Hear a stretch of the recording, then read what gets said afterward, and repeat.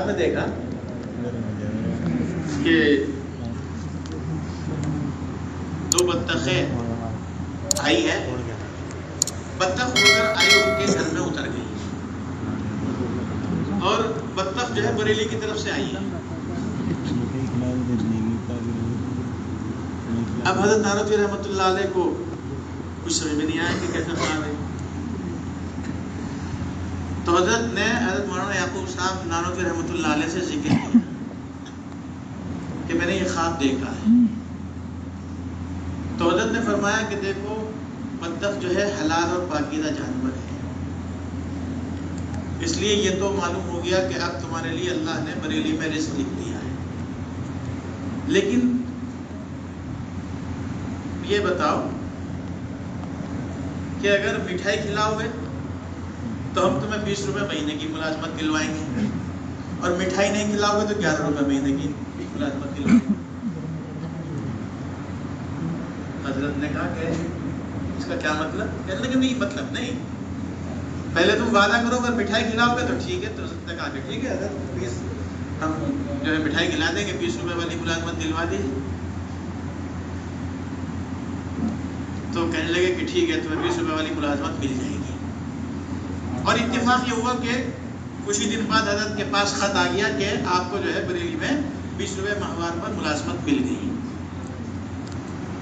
تو اب حضرت نانوتوی رحمۃ اللہ علیہ نے حضرت مولانا یعقوب صاحب سے رجوع کیا، کہنے لگے ملازمت تو مل گئی لیکن فلسفہ سمجھ میں نہیں آیا کہ یہ 11 اور 20 کا کیا چکر تھا۔ تو حضرت نے فرمایا کہ فارسی زبان میں بطخ کو کہتے ہیں بط بتخفیف الطاء، تو با کے ہو گئے 2 اور تا کے ہو گئے 9، 9 2 11،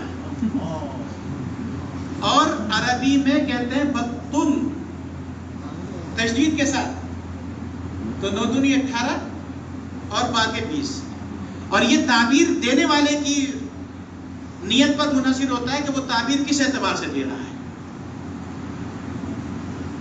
تو اس لیے تعبیر کا جو علم ہے یہ بھی بڑا اہم علم ہے، اس میں یہ نہیں کسی بھی ایرا غیر نتو خیرہ سے جا کر کے اپنے خواب بیان کر دیا جائے۔ خواب کے اثرات اسی اعتبار سے ظاہر ہوتے ہیں۔ حضرت محمد ابن سیرین رحمۃ اللہ علیہ کا میں نے تذکرہ کیا، ایک مرتبہ ان کے پاس ایک شخص آیا، کہنے لگا حضرت میں نے دیکھا کہ میری چارپائی کے نیچے آگ جل رہی ہے، فرمایا کہ جاؤ جلدی سے جا کر کے کھودو، وہاں خزانہ ملے گا۔ کچھ عرصے کے بعد ایک اور آدمی آیا، اس نے بھی کہا کہ حضرت میں نے خواب دیکھا کہ میری چارپائی کے نیچے آگ جل رہی، فرمایا کہ جلدی سے سارا سامان نکال لو، تمہارا گھر گرنے والا ہے۔ اور ہوا بھی پہلے آدمی کو جو ہے خزانہ مل گیا اور دوسرے آدمی کا گھر گر گیا۔ تو ان کی جو تلامذہ تھے انہوں نے پوچھا کہ حضرت فلاں مہینے میں ایک صاحب خواب دیکھنے کے لیے آئے تھے، خواب کی تعبیر لینے کے لیے آئے تھے، تو آپ نے بتلا دیا تھا کہ خزانہ ملے گا، اور وہی خواب اس مہینے میں فلاں آدمی نے دیکھا تو آپ نے کہہ دیا کہ تمہارا گھر گر جائے گا۔ اس کا مقصد کیا ہے؟ خواب ایک جیسا، تعبیر الگ الگ۔ تو فرمایا کہ تعبیر میں موسم کا بھی اثر ہوتا ہے۔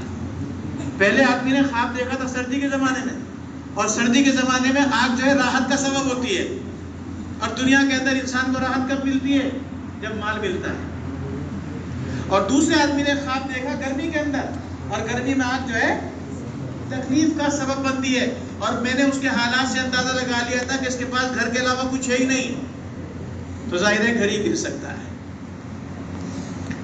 تو یہ جس طریقے سے ہم دنیا کے اندر کسی بھی علم میں کوشش کرتے ہیں کہ جو اس علم کا ماہر ہوتا ہے اس سے رجوع کرتے ہیں، ایسے ہی ان مسائل شرعیہ میں یا خواب وغیرہ کی تعبیر میں بھی ایسے ہی لوگوں سے رجوع کریں جو اس فن کے اندر عبور رکھنے والے ہیں۔